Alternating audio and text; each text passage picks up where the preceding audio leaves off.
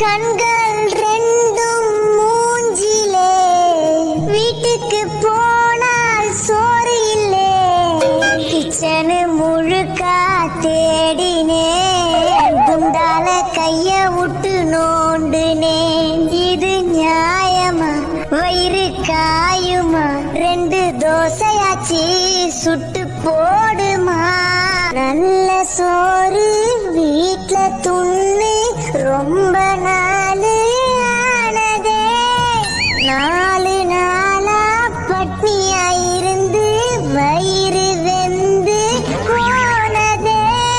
கறி குழம்பும் போனது, மீன் குழம்பும் போனது, சாம்பார துண்ணு புட்டு வாடினேன். பிரியாணி போனது, குஸ்காவும் போனது, தண்ணிய குச்சி புட்டு தூங்கினேன். ரசமே ரசம்